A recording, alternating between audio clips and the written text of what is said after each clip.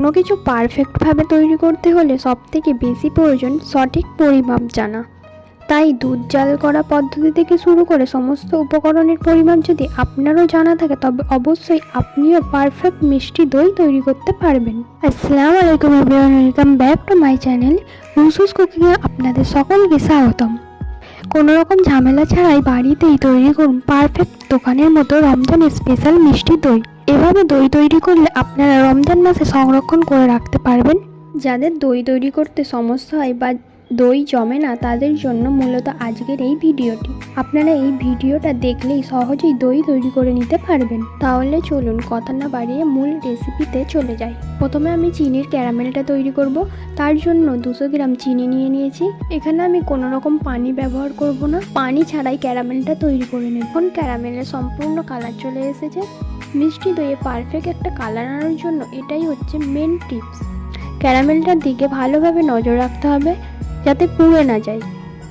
ক্যারামেলটা এখন পারফেক্টভাবে brown colour চলে এসেছে। এখন আমি এখানে অ্যাড করে দেব 1 কেজি দুধ।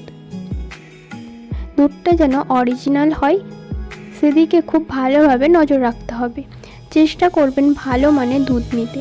এখন এই দুধটাকে জাল করে 4 ভাগের 3 ভাগ করে নিতে হবে। দুধটা কতটা জাল করছেন তার উপর ডিপেন্ড করে আপনার দইটা কেমন হবে বা কতটা পারফেক্ট হবে। দুধটাকে আমি অনবরত নেড়ে জাল করে নিচ্ছি। দুধটাকে অনেক বেশি সময় নিয়ে জাল করে আমি ঘন করে নিচ্ছি। এবার এখানে অ্যাড করে দিচ্ছি 1/2 কাপ গুঁড়া দুধ। গুঁড়া দুধটা অ্যাড করার ফলে দইয়ের টেস্টটা অনেক বেশি বেড়ে যায়, সেই সাথে খেতেও অনেক বেশি মজার হয়। গুঁড়া দুধটা খুব ভালোভাবে নেড়ে চেড়ে মিশিয়ে নিচ্ছি। আর এই তো দেখতেই পাচ্ছেন দুধটা একদম রেডি হয়ে গেছে দই তৈরি করার জন্য। এখন আমি চুলাটাকে অফ করে নেব আর অনবরত নেড়েচেড়ে দুধটাকে কিছুটা ঠান্ডা করে নেব। এখন আমি দই তৈরি করার জন্য টক দই নিয়ে নিয়েছি।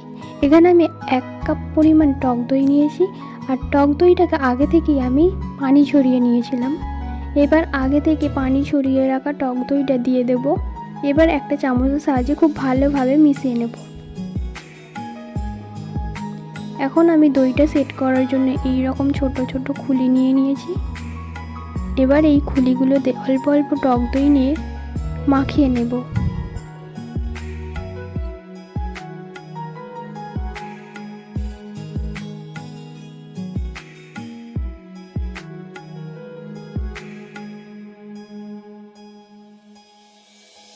এবার আমি দই মাখিয়ে রাখা খুলিগুলোতে দুধের মিশ্রণটা অল্প অল্প করে দিয়ে দিচ্ছি। আপনারা চাইলে ছোট বাটি বা মাটির হাঁড়িতেও এইভাবে করে নিতে পারবেন। তবে আমি সবগুলো পাত্রে ভরে নিয়েছি।